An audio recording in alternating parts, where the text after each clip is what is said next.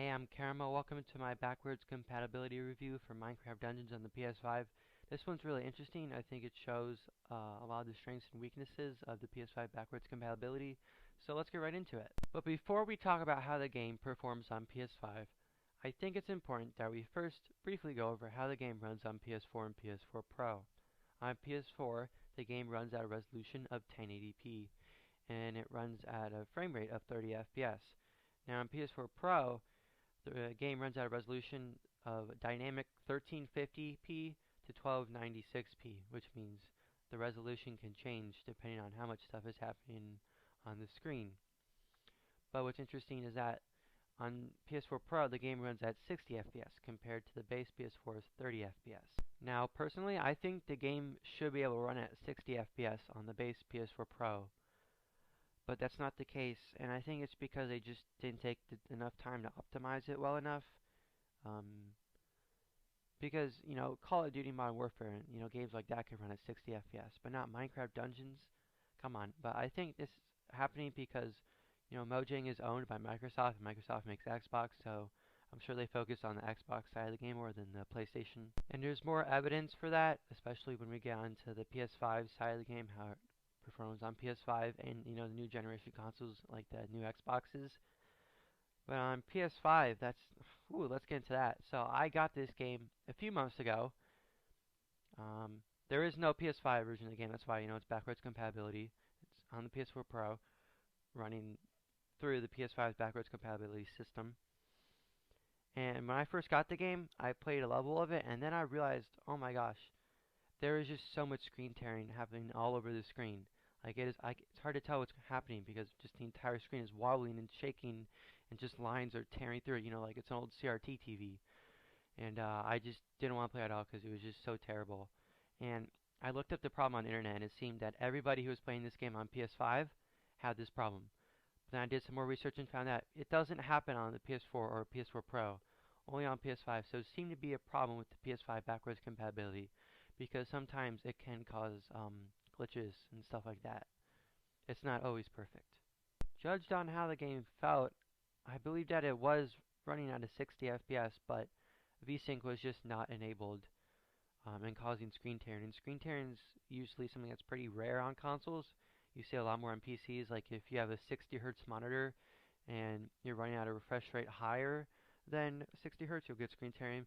But even if you're running the game at 60 FPS, 60 hertz on a 60 hertz monitor, and you have screen tearing disabled, even though those frame rate refresh rates are matching, you could still get screen tearing if VSync is not enabled. And I think that's what's happening on the PS5. So I was pretty sure this was a bug with backwards compatibility, and I knew that was something that would be easy to fix, and all I needed to do was wait for Mojang to fix it. I went on the forums and saw that someone had made a post about it, and so I knew that Mojang definitely was aware of the problem, and it was getting quite a good amount of traction on there. So I knew I just had to wait. And a few months later, last week actually, they released another update for it, 1.12, and they don't include it in the bug fixes in the patch notes for the update description, but they did secretly enable VSync, and it is completely fixed now. I'm happy to say that it's just so much better. Before I didn't want to play it at all, but now it is amazing. So now VSync is enabled. It took them a little longer to fix it than I would have liked, but at least they've done it eventually. And besides that VSync bug, the game seems to run exactly like it does on PS4 Pro.